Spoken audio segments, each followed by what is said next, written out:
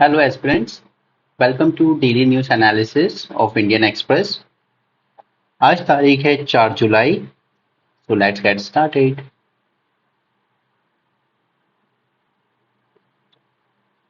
यहाँ पर बात हुई है यूसीसी को लेके जो स्टैंडिंग कमेटी बनी है पार्लियामेंट की, तो आप अपने लक्ष्मीकांत से पार्लियामेंट्री स्टैंडिंग कमेटी का जो चैप्टर है उसको पढ़ लें, कितनी कमिटीज होती हैं और किस किस तरह की होती है। ये कमेटी है parliamentary standing committee on law, जिसके चेयरमैन हैं सुशील मोदी। ये व्यूज इनवाइट कर रही है सब जगह से यूनिफॉर्म सिविल कोड को लेके। तो यहाँ पर भी यही पूछा गया है कि मैंने आपको भी कहा, आप लोगों को भी कहा था कि आप इसको सिर्फ रिलीजन के एंगल से मत देखिए, इसे ट्राइबल एंगल से देखना ज़्यादा ज़रूरी है। ट्राइब्स के कस्टम, उनके कल्चर पे इसका काफ़ी इम्पैक्ट होगा। बाकी सब पॉलिटिकल न्यूज़ हैं, इनसे हम आगे बढ़ेंगे। ये देखिए, India is home to 398 languages, out of which 387 are actively spoken and 11 are extinct. Even within Hinduism, there are several subcultures, each with their own unique identity, tradition, customs. Alright? Then, उसके बाद ये आ जाता है हमारा 6th schedule, जो article 371A से लेके I तक डील करता है, and it give special provision for 11 states including states of north east. तो नॉर्थ ईस्ट की जो ट्राइबल काउंसिल्स हैं वो भी यूसीसी के काफ़ी अगेंस्ट हैं। तो जब इसका फाइनल बन के आएगा लॉ, तब हम डिस्कस करेंगे इसे। यहाँ पर ऐसा कुछ काम का नहीं है, बट यहाँ पे दिल्ली गवर्नमेंट ने कहा है कि हमारे पास ये जो RRTS प्रोजेक्ट बन रहा है, रैपिड रेल ट्रांजिट सिस्टम, इसके लिए फंड नहीं है। तो यहाँ पर दिल्ली हाई कोर्ट ने एक थोड़ा सा अलग व्यू लेते हुए कहा है कि चलिए, आपके पास फंड नहीं है तो आपने पिछले कई साल में एडवर्टाइजमेंट पे जो खर्च किया है उसका हिसाब दीजिए हमें। जनरली कोर्ट के पास ये अथॉरिटी नहीं होती है, बट यहाँ पर दिल्ली हाई कोर्ट ने थोड़ा अपनी ओवर रीच किया है, जिसे हम कहते हैं ना। आप दो टर्म जरूर अपने सिलेबस में पढ़िएगा स्टैटिक से, judicial activism and judicial over reach. ये दोनों टर्म आपके लिए इंपॉर्टेंट है, लक्ष्मीकांत में दिए हैं, आप खुद से पढ़ लीजिएगा। नेक्स्ट, यहाँ पे प्राइम मिनिस्टर ने अपने पार्टी के लोगों के साथ कुछ मीटिंग की थी, तो उन्होंने वो अपने खुद की, उनका मतलब पार्टी लेवल की मीटिंग थी, ऐसा कुछ नहीं है जो हमें एग्जाम के लिए जानना हो। चलिए यहाँ पर आते हैं हम। आपको पता है SCO समिट के इस बार हमारे पास प्रेसिडेंटशिप है। इसका मेन फोकस क्या था? Deradicalisation. ये जो रेडिकलाइजेशन होता है, सेपरेटिज्म होता है, इसको काउंटर करना। जब से ये बना है इसका यही मेन मोटिव है। तो अगर 3 वर्ड आपको जो इसके लिए याद रखने हो जो इंपॉर्टेंट है, एक है सेपरेटिज्म को रोकना, मतलब सेपरेटिस्ट मूवमेंट, जैसे हमारे यहाँ खालिस्तान वाले अभी कुछ टाइम पहले से हल्ला कर रहे हैं, खासकर कनाडा और अमेरिका में रहने वाले। ठीक है। रेडिकलाइजेशन, रेडिकलाइजेशन को रोकना, जैसा हमें केरल में काफ़ी केस मिले थे जब कई यूथ आईसिस को ज्वाइन करने चले गए थे। ओके। एंड टेररिज्म को काउंटर करना।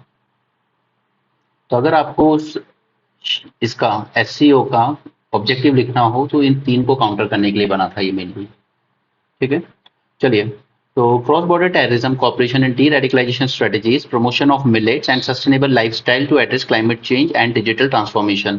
तो ये फोकस एरिया थे, ये जो मीटिंग हुई है कल, जिसमें, और इसका जो आउटकम निकलता है, जो भी डिक्लेरेशन करते हैं ना, उसको हम उस जगह के नाम से दे दिया जाता है। तो इसे न्यू दिल्ली डिक्लेरेशन कहा गया है।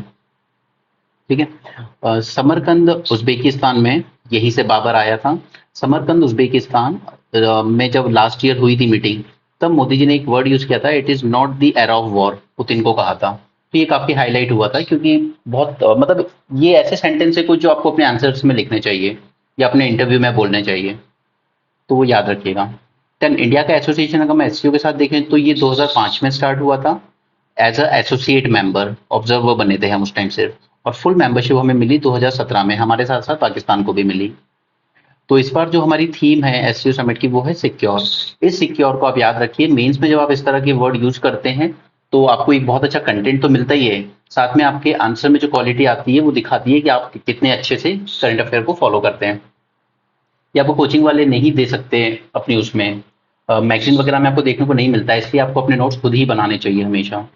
वो कोचिंग जो भी हैं, जितनी भी हैं, वो सिर्फ कुछ बच्चों को हायर करती हैं जो एक एक आर्टिकल लिख के दे देते हैं, उन्हें उनके पैसे मिल जाते हैं पर आर्टिकल, उनका काम खत्म हो जाता है। दे डोंट केयर कि आप ये चीज़ें किस तरीके से यूज करेंगे अपने एग्जाम में। आपको ये क्वालिटी मिले ना मिले वो उनका कंसर्न नहीं है। तो इसलिए आप अपने नोट्स न्यूज़पेपर से खुद बनाइए और हैंड रिटन बनाइए। चलिए, तो सिक्योर का फुल फॉर्म दिया है प्राइम मिनिस्टर ने, S for security, E for economic development, C for connectivity, U for unity, R for respect for sovereignty and territorial integrity, and E for environmental protection. Okay, इसके साथ साथ इन्होंने 5 new pillar या focus area कह लीजिए जिस पे corporation करना चाहिए सभी एससीओ मेंबर को। That is startup and innovation, traditional medicine, digital inclusion, youth empowerment and shared Buddhist heritage. इन्हें आप अपने नोट्स में एक पिलर टाइप में बना के लिखिए, फ्लो चार्ट टाइप की चीज में। ओके, 5 पिलर बनाइए और उन पे लिख दीजिए स्टार्टअप, इनोवेशन, ट्रेडिशनल मेडिसिन। ये सब आप खुद कीजिए, डिपेंड मत होइए कि दूर से लोग आपको पीडीएफ बना के देंगे, उस पीडीएफ से कभी नहीं पढ़ा जाएगा, ये बात फैक्ट है। याद रखिएगा, आप जो अपने खुद के हैंड रिटन नोट्स बनाएंगे ना वही आपको काम आएंगे, कोई पीडीएफ आपको हेल्प नहीं करेगी और ना कोई और आपके लिए वो वर्क करके देगा जो आप खुद कर सकते हो अगर आप सीरियस हो अपनी प्रिपरेशन को लेके। चलिए, यहाँ पर इलेक्शन कमीशन ने क्या कहा है कि ट्रांसपेरेंसी लाने के लिए होता है क्या है कि जो पॉलिटिकल पार्टीज है उन्हें रिटर्न फाइल करने पड़ती है कि हमारे पास कितना डोनेशन आया हर इलेक्शन के बाद भी और एनुअली भी। तो इन लोगों ने कहा है पहले, अभी ये किया जाता है फिजिकल फॉर्मेट में, अब इलेक्शन कमीशन ने कहा है कि आप इलेक्ट्रॉनिक ऑनलाइन फॉर्मेट में कर दीजिए। To improve transparency of finances of political parties by launching a portal to submit the required annual report. Now parties registered with election commission, देखिए दो तरह की पार्टी होते हैं ना, रजिस्टर्ड एंड नॉन रजिस्टर्ड। तो नॉन रजिस्टर्ड की तो बात ही नहीं हो रही है, हम रजिस्टर्ड पार्टीज की बात कर रहे हैं। तो all parties registered with election commission to submit annual audit report, all donations over 20,000 each and expenditure reports after every election. Okay, 20,000 रुपए से ऊपर का आने वाला डोनेशन आपको सबमिट करना पड़ता है। अभी तक ये फिजिकली सबमिट करने पड़ते थे, ठीक है। To overcome the difficulties in physical filing of reports and to ensure timely filing of statement in the prescribed standardized format. तो इसको सिर्फ आपको वन लाइनर में यूज करना है जब भी हम कोई ऐसा क्वेश्चन आए हमारे पास पॉलिटिकल फंडिंग को लेके कि ट्रांसपेरेंसी इंक्लूड करने के, ट्रांसपेरेंसी को बढ़ाने के लिए इलेक्शन कमीशन ने ये जो फाइलिंग की जाती थी इसको ऑनलाइन भी कर दिया है। अब हम आते हैं कि सीजेआई जो हमारा कैग है वो आर्टिफिशियल इंटेलिजेंस को यूज कर रहा है फेक क्लेम्स को कवर करने के लिए। अब देखिए, अगर आपने मनरेगा के बारे में पढ़ा होगा तो आप जानते हैं कि वहां पे कई बार ना फेक कार्ड्स बना लिए जाते हैं, एक ही आदमी की फोटो अलग अलग एंगल से लगाकर, थोड़े बहुत भी नहीं। यहाँ पे देखिए 316 बार एक आदमी की फोटो यूज करके कार्ड बनवाए गए अलग अलग, 187 टाइम्स एक ही आदमी की फोटो यूज की गई। तो इस तरह के ये फेक कार्ड बनाते हैं लोग हर चीज के लिए, चाहे उन्हें कोई स्कॉलरशिप लेनी हो, ठीक है, या मनरेगा में आपकी वेजेस लेने हो या फिर कोई हेल्थ बेनिफिट लेना हो। तो इस टाइप की चीजें बहुत हो रही हैं। तो उसी को मद्देनजर सीएजी ने क्या किया है, ये कह रहा है कि हम आर्टिफिशियल इंटेलिजेंस और मशीन लर्निंग का यूज करेंगे to identify these fake cards. तो देखिए, from identifying non existent school claiming scholarship benefit to detecting similar images used by multiple beneficiaries of government schemes, CJI is using artificial intelligence machine learning. अब आप इसे अपने governance में भी use कीजिए, कैसे इससे ट्रांसपेरेंसी आएगी, लीकेजेस रुकेंगे, फेक बेनिफिशियरीज को बाहर किया जाएगा। या आप साइंस टेक में भी यूज कीजिए कि कैसे हम आर्टिफिशियल इंटेलिजेंस और मशीन लर्निंग को गवर्नेंस में यूज कर रहे हैं उसे बेटर बनाने के लिए। तो इसी के लिए गवर्नमेंट ने एक प्रोग्राम भी लॉन्च किया था, दिशा डिजिटल साक्षरता अभियान, ठीक है। तो ये वाला जो दिशा स्कीम है इसको आप अलग से पढ़ लें पूरा डिटेल में, वैसे कभी डायरेक्ट नहीं पूछी जाएगी, आप अपने आंसर में स्टेटमेंट में ही यूज करते हैं। इसका गोल था कि हम डिजिटल लिटरेसी को बढ़ाएंगे लोगों में। Beneficiaries train under the programme were required to upload their photographs, और इसी में धांधली देखने को मिली है। तो ये जो centre for data and management analytics है सीएजी का, उसने डेवलप किया है एक intelligent model using open source platform. अब देखिए, क्लोज सोर्स और ओपन सोर्स में फर्क है। प्लेटफॉर्म का नाम है Python to automatically analyse these images. Close source and open source इस तरह की चीज होती है कि वहां पर जो कोडिंग यूज की गई है ना उसको यूज करके कोई भी अपनी ऐप बना सकता है, ठीक है। तो पिछले साल या एक दो साल पहले यूपीएससी ने ऐसा क्वेश्चन भी पूछा था कि इनमें से कौन सा प्लेटफॉर्म ओपन सोर्स है। तो हमारा जो कोविन प्लेटफॉर्म था वो भी ओपन सोर्स था। इवन हमारी जो यूपीआई है ये भी ओपन सोर्स है, क्योंकि आपने देखा होगा ना यूपीआई की कोडिंग को यूज करके ही सभी बैंकों ने अपनी अपनी ऐप बनाई है, जैसे एसबीआई पे, ठीक है, इस तरह से। तो ओपन सोर्स पे क्वेश्चन पहले भी आया है, आगे भी आएगा। तो याद रखिएगा कि ये जो इन्होंने बनाया है मॉडल पाइथन, ये भी ओपन सोर्स प्लेटफॉर्म है। फिर CAG also used AI to detect ineligible beneficiaries claiming benefits under scholarship scheme. इसे ऑडिटिंग करने में यूज करेंगे, डायरेक्ट बेनिफिट ट्रांसफर का भी, क्योंकि आपने पीएम किसान भी अगर देखी होगी ना तो वहां पे करीब करीब अकेले पंजाब से ही 40,000 ऐसे किसान थे जो एलिजिबल थे ही नहीं, लेकिन उन्होंने फिर भी उस टाइम ली थी। मैं तब की बात कर रहा हूँ जब ये स्कीम लिमिटेड लोगों के लिए निकाली गई थी, कुछ लैंड पर्टिकुलर लैंड होल्डिंग से था, बाद में तो सभी फार्मर्स के लिए अलाउ कर दी गई। लेकिन उनमें से भी कई फार्मर थे जो इनकम टैक्स पेयर भी थे, क्योंकि वो दूर से बिजनेस भी कर रहे थे, लेकिन उसके बाद भी वो लोग इस स्कीम का फायदा ले रहे थे। तो इस तरह की बेनिफिशियरीज को हटाने के लिए भी ये बहुत काम का है। And process of conducting performance audit of schemes such as PM Kisan and Pradhan Mantri Awas योजना। तो ये आप गवर्नेंस में एज ए ट्रांसपेरेंसी के लिए भी ये कोट कर सकते हो, और साइंस टेक में भी कि कैसे हम उसका यूज गवर्नेंस में करते हैं। चलिए आगे बढ़ते हैं। यहाँ पे दो टर्म है, मेट्रोलाइट एंड मेट्रोनियो। ये कुछ नहीं होती हैं, आपने अगर कभी मूवीज वगैरह देखे, आपने फॉरेन में देखा होगा सड़क के बीच में जो ट्रेनें चलती हैं। तो अभी हमारे यहाँ जैसे दिल्ली मेट्रो, तो इसमें बहुत हैवी कैपिटल इन्वेस्टमेंट लगता है, बहुत ज्यादा। ठीक है, आपने देखा होगा मेट्रो स्टेशन कितने बड़े बड़े बनते हैं, लेकिन जो मेट्रोलाइट और ये सब होती है ना, ये रोड के बीच में ही हम बैरिकेडिंग कर देते हैं और उसके बीच में चलती रहती है ये। और जैसे एक बस स्टॉप बने होते हैं ना, बस वैसे ही यहाँ पे बने होंगे, जहां से आप कैच कीजिए, मेट्रो में बैठिए और अंदर ही, मेट्रो के अंदर ही आपका टिकट चेक होगा। तो इन्हें लाइट और नियो इसलिए कहते हैं कि इनमें कैपिटल इन्वेस्टमेंट बहुत कम आता है, खर्चा कम आता है इनको रन करने में। ओके, और जब इनकी रनिंग भी होती है तो इसमें काफी इजी हो जाता है इलेक्ट्रिसिटी पॉइंट ऑफ व्यू से भी। ऑलराइट, नेक्स्ट इज, देखिए यहाँ पर आर्टिकल बहुत बड़ा है, लेकिन हमारे काम की सिर्फ एक लाइन है कि कैसे हम जुडिशरी को इंफॉर्मेशन कम्युनिकेशन टेक्नोलॉजी का यूसेज बढ़ाएं जुडिशरी में।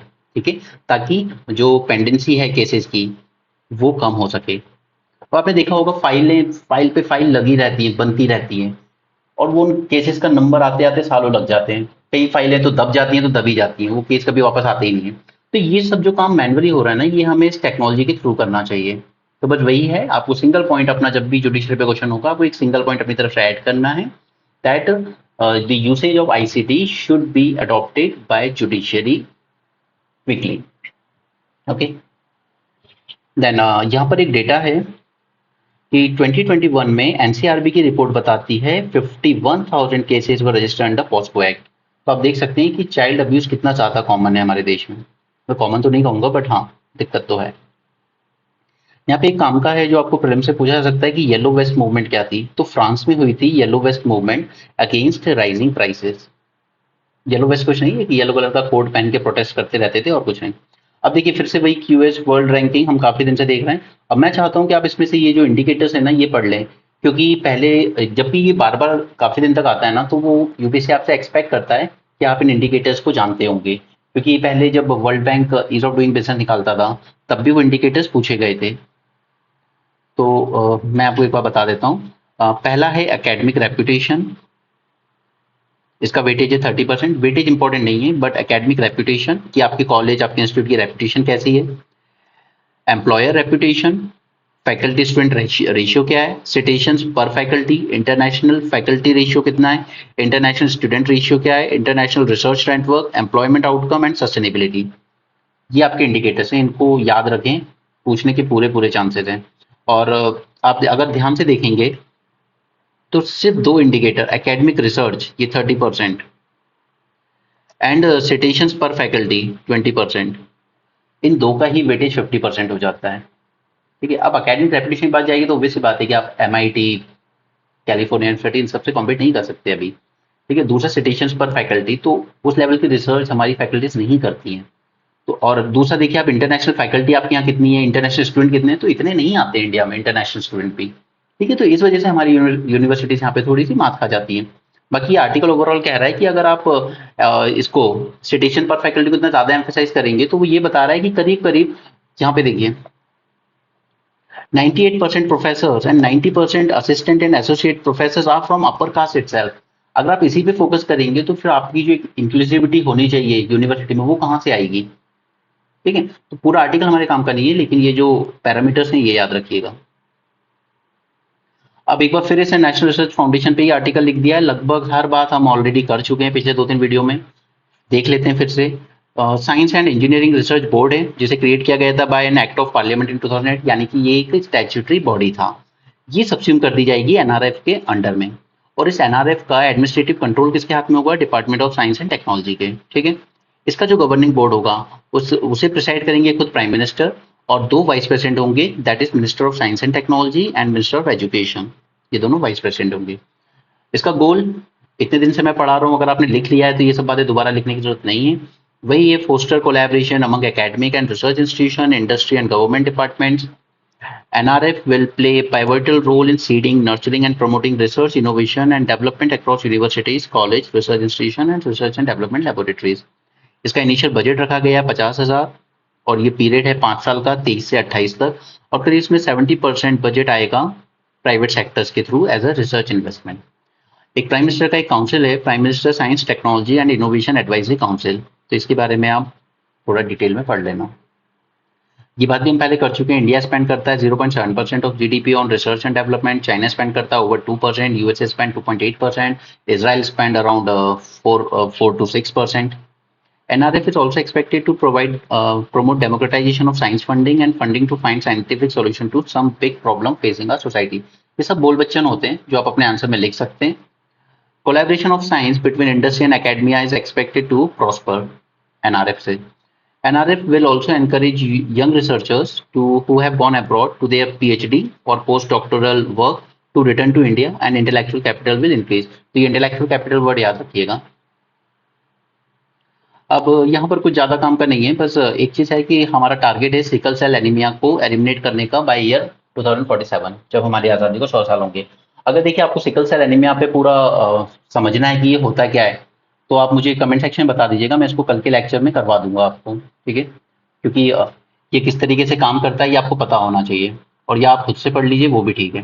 देखिए आपको जो भी टॉपिक ऐसे लगते हैं इसमें कि इसका थ्योरी हमारे पास नहीं है या हमें नहीं मिल रहा सोर्स, तो आप मुझे कमेंट सेक्शन में लिख दिया कीजिए। तो नेक्स्ट डे का जब हम न्यूज़पेपर डिस्कशन करेंगे तो मैं आपको अलग से उस पर एक लेक्चर दे दूंगा। ठीक है, लेकिन उस चीज़ को मिस मत कीजिए कि यार ये मुझे मिला नहीं तो मैंने पढ़ा नहीं, वरना आप प्रॉब्लम में आएंगे। यहाँ पे इसराइल ने बम बरसाया वेस्ट बैंक पे, ये मैं आपको भी मैप के थ्रू थोड़ी देर बाद बताऊंगा आगे। ठीक है, यहाँ पर है ओपेक प्लस, तो ओपेक और ओपेक प्लस की थ्योरी आप अपने आप से पढ़ लें। इसी तरह आप करंट और स्टैटिक को जब साथ साथ लेके चलते हैं ना, तभी जाके आपकी तैयारी अच्छी होगी। तो ऐसा मत करना कि करंट पढ़ रहे हैं तो करंट पढ़ रहे हैं, स्टैटिक पढ़ रहे हैं तो उसको अलग ही पढ़ रहे हैं, साथ में पढ़िए। चलिए यहाँ पे कुछ इंपॉर्टेंट है।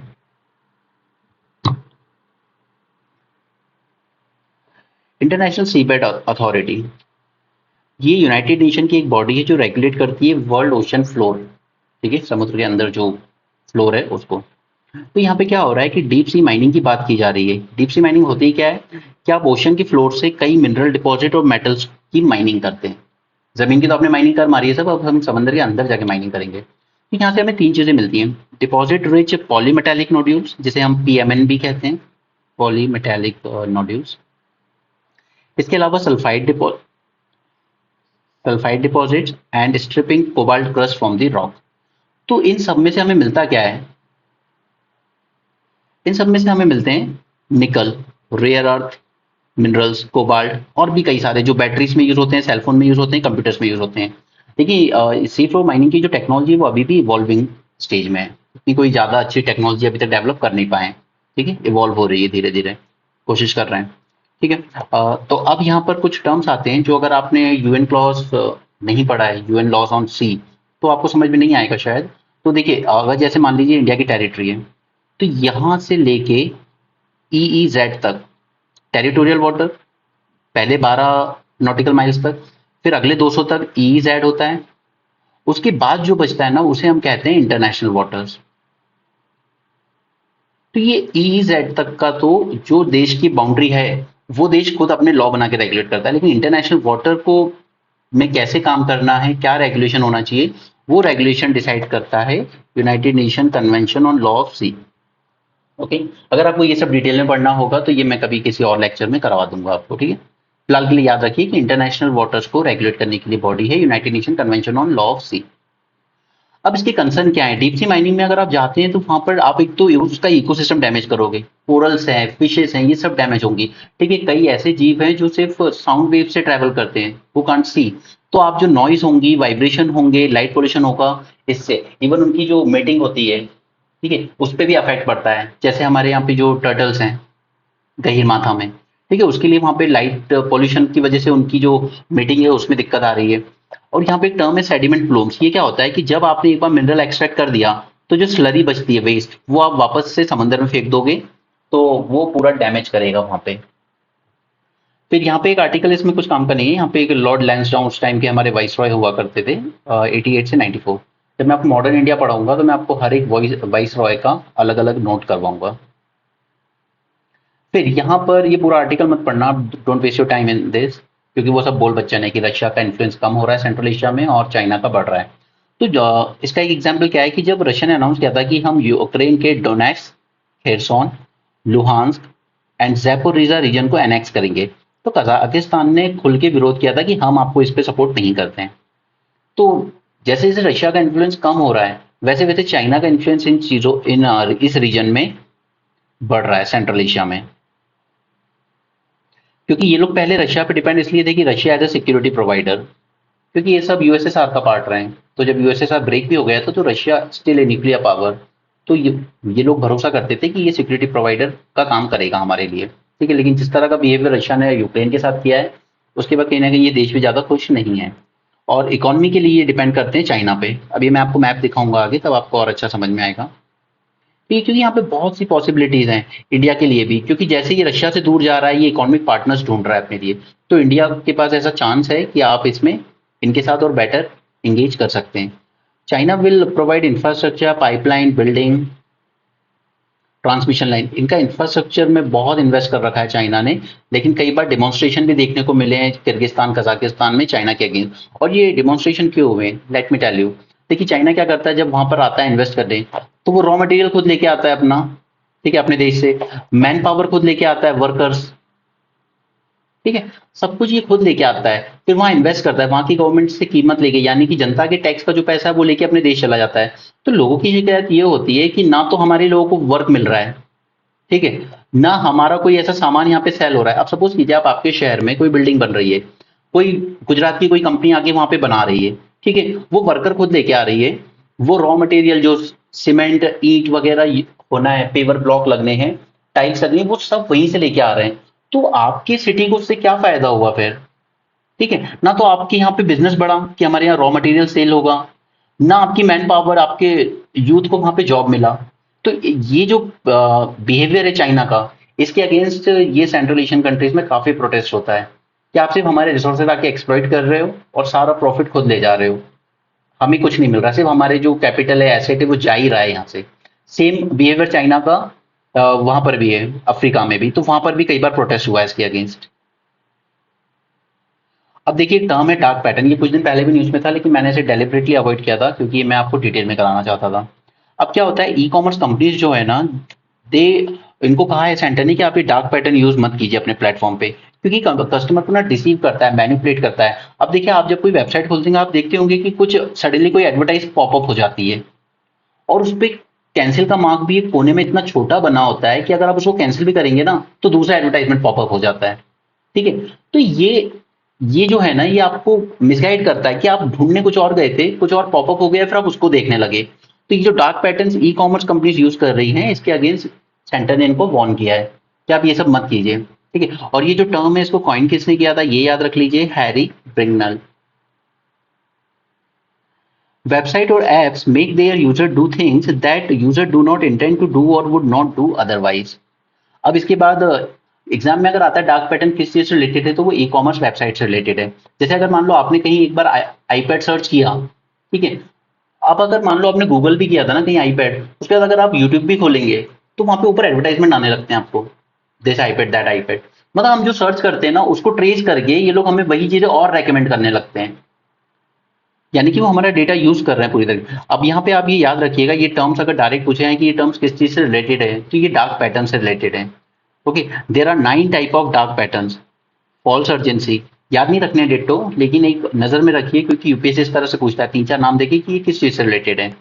False urgency, basket sneaking, disguise ad, hidden cost, bait and switch, subscription trap, nagging, force action, confirm shaming, ठीक है, तो ये पूरा याद नहीं रखना है, इनके अंदर की डिटेल भी नहीं पढ़नी है, सिर्फ इनको याद रखिए कि ये है क्या। इकोनॉमी पेज में हमारे कामकाज कुछ नहीं है। ये स्पोर्ट्स पेज आ गया। अब देखिए मैं आपसे कह रहा हूँ कि आपको अगर कोई भी टॉपिक जो मैं बताता हूँ कि ये आप अपने स्टैटिक से पढ़ लें, अगर वो आपको नहीं मिलता है या आप नहीं पढ़ पा रहे हैं किसी वजह से, तो आप मुझे कमेंट सेक्शन में लिख दें ताकि हम उसको नेक्स्ट वीडियो में यूज कर सकें। ओके, अभी मैं आपको कुछ बताने वाला हूँ, डोंट जस्ट लीव। ये रहा, नाउ लुक एट दिस। ये है हमारी सेंट्रल एशियन कंट्रीज।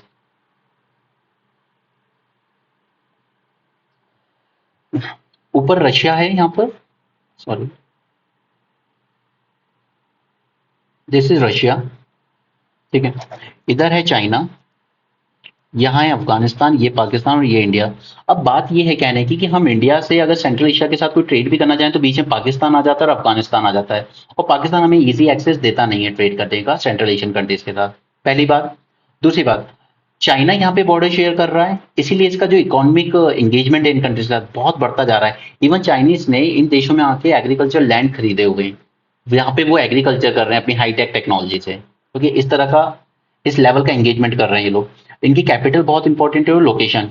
कजाकिस्तान की कैपिटल अस्ताना, उज्बेकिस्तान की ताशकेंट। ये याद रखना मुश्किल नहीं क्योंकि हमारे जो शास्त्री जी थे, लाल बहादुर शास्त्री, उनकी डेथ यहीं पे हुई थी अफगानिस्तान के ताशकेंट में, तो इस पे एक मूवी भी बनी है, द ताशकेंट फाइल। किर्गिस्तान की कैपिटल है बिश्केक। ताजिकिस्तान दुशनबे।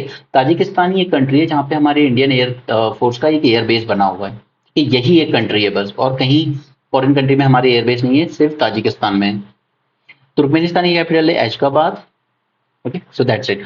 उसके बाद लैंडलॉक कंट्रीज देख लीजिए, किर्गिस्तान लैंडलॉक्ड है, ताजिकिस्तान भी लैंडलॉक्ड है, Turkmenistan and Uzbekistan Caspian Sea को बॉर्डर टच करते हैं, नीचे ईरान भी है। ठीक है, तो ये हो गया आपका मैप वर्क। कैपिटल याद रखें और लोकेशन याद रखें, और किसके साथ कौन बॉर्डर शेयर कर रहा है इसका भी ध्यान रखें। नेक्स्ट, अब हम आते हैं जो मैंने बताया था आपको कि इसराइल ने यहाँ सीरिया में बम्बार्डमेंट की है काफी। ये सीरिया है, यह है इसराइल। अब इसमें ध्यान से देखिएगा प्लीज, ये जो व्हाइट में आप देख रहे हैं ये है पूरा इसराइल। ये तेल अवीव इसकी कैपिटल है, और ये जेरूसलम को कंसिडर करता है कि ये हमारी कैपिटल होनी चाहिए, बट कई इंटरनेशनल कम्युनिटी अभी रिकॉग्नाइज नहीं करती है इसको कि आपकी कैपिटल जेरूसलम है, क्योंकि जेरूसलम को लेके काफी विवाद है। इसके बाद आप यहाँ जो देख रहे हैं ये गाजा स्ट्रिप है, और ये जो देख रहे हैं आप वेस्ट बैंक है। ठीक है, ये पैलेस्टीन कहते हैं इसको, दोनों को मिलके पैलेस्टीन। तो आधा लेफ्ट साइड पे आधा राइट साइड पे है। तो इसराइल ने जो भी बम्बार्डमेंट शुरू की है वो यहाँ वेस्ट बैंक पे की है। ओके, इसके अलावा तो ये क्लियर हो गया। उसके बाद यूपीएससी ने एक और क्वेश्चन पूछा था एक बार कि मेडिटेरियन सी से बॉर्डर कौन शेयर करता है। तो अगर आप यहाँ पे देखेंगे तो इसराइल करता है, यस, एंड लेबनान करता है। ठीक है, सीरिया नहीं कर रहा है, जॉर्डन नहीं कर रहा है। और ये जो आप लाइन देख रहे हैं यहाँ पे, ये वाली, ये जॉर्डन रिवर है जो बाउंड्री बनाती है इसराइल और जॉर्डन के बीच में। क्लियर है यहाँ तक। सीरिया की कैपिटल है डमैकस, जॉर्डन की है अम्मान, एंड इसराइल की है तेल अवीव, एंड लेबनान की है बेरूत। ठीक है, अभी और देखना है, इतनी जल्दी नहीं है जाने की। ये इसराइल का ये क्लोज मैप में ध्यान दीजिए अब जरा। जॉर्डन रिवर मैंने आपको बता दी कि बाउंड्री बनाती है इसराइल और जॉर्डन के बीच में। उसके बाद ये है सी ऑफ गैलीली, और ये है गोलन हाइट्स। देखिए गोलन हाइट्स वैसे यूएन ने कहा है कि सीरिया को रिटर्न कीजिए, लेकिन इसराइल ने कैप्चर कर लिया था तो उसने आज तक रिटर्न नहीं किए। इस गोलन हाइट को लेके ही सारी बम्बार्डमेंट शुरू होती है। ठीक है, तो मैप ध्यान से देख लीजिए। गोलन हाइट्स है, ये lake of Sea of Galilee है, दिस इज जॉर्डन रिवर। उसके बाद यहाँ पे आप देख रहे हैं हाइफा पोर्ट, ये वो पोर्ट है जो अडानी कंपनी को मिला है अपने कंट्रोल में। ठीक है, इसराइल से। तो लोकेशन याद रखिए, इसराइल में है और मेडिटेरेनियन सी पे लोकेटेड है। उसके बाद ये है जेरूसलम, ये वेस्ट बैंक और इसराइल की बॉर्डर पे लाई करता है। ये गाजा सिटी, गाजा स्ट्रिप में। ठीक है, देन दिस इज डेड सी, इसके बारे में हम बचपन से पढ़ते आए कि यहाँ पर कोई डूबता नहीं है क्योंकि सॉल्ट इतना ज्यादा है। उसके बाद अब जो एक इंपॉर्टेंट चीज आपको दिखाना चाहता हूँ वो है ये सिनाई पेनिनसुला, ये आता है इजिप्ट के अंडर में। ठीक, देखिए इसराइल ने इसको 1961 की 67 वॉर में जीत लिया था, बट इजिप्ट ने कहा कि हम आपको रिकग्निशन देंगे कि आप एक कंट्री हैं। पहले माना नहीं जाता था कि इसराइल कोई कंट्री है, तो रिकग्नाइज किया इजिप्ट ने इसराइल को, और इसराइल ने बदले में ये लौटा दिया सिनाई पेनिनसुला, ठीक है। उसके बाद एक और इम्पोर्टेंट चीज़ है गल्फ ऑफ अकाबा। मतलब इसराइल एक साइड से मेडिटेरियन सी को टच करता है और अपने साउथ में गल्फ ऑफ अकाबा को भी टच करता है। मैं और क्लियर मैप से दिखा देता हूँ। देखिए, ये रेड सी है हमारा, और ये जो ये पतली सी स्ट्रिप देख रहे हैं ना वाटर की, ये कहलाती है गल्फ ऑफ अकाबा, ठीक है। तो इसराइल के बाद यहां से भी वाटर की ओपनिंग है। क्लियर। अब इसराइल क्या कोशिश कर रहा है कि देखिए, ये है हमारा Swiss canal, famous Swiss canal, जिससे लगभग वर्ल्ड का सारा ट्रेड कंट्रोल होता है। तो अब इसराइल क्या कोशिश कर रहा है कि वो अपने यहां से एक कैनाल बनाना चाहता है, जो यहां से पास होकर रेड सी में चला जाएगा as a alternate route international trade के लिए। क्योंकि जब इतनी सारी शिप्स यहां से गुजरेंगी तो कितना सारा रेवेन्यू आएगा इसराइल के पास, राइट। लेकिन अभी तक ऐसा कुछ हुआ नहीं है डेवलपमेंट, लेकिन कोशिश की जा रही है, ये इसराइल के प्लान में है। क्योंकि इजिप्ट, ये क्या है, मुस्लिम कंट्रीज में थोड़ा सा कुछ ना कुछ चलता रहता है हमेशा, अनरेस्ट। तो वर्ल्ड चाहता भी है कि आप एक और, अगर हमारे पास ऑल्टरनेट चैनल हो। अब जैसे एक बार एक शिप फंस गया था इसमें, स्विस कैनाल में, तो पूरा ट्रेड 2-3 दिन तक अफेक्ट रहा। तो इसलिए एक ऑल्टरनेट रूट भी बनाने की बात की जा रही है। तो ये गल्फ ऑफ अकाबा इसलिए इंपॉर्टेंट हो जाता है, याद रहेगा। सो दैट्स इट। अगर आपको और कोई टॉपिक न्यूज़पेपर में जो स्टैटिक से रिलेटेड होता है जो आपको समझ नहीं आता है, तो आप मुझे बताएं कमेंट सेक्शन में, हम उसको करेंगे। आज के लिए इतना काफ़ी है। So thank you, have a great day.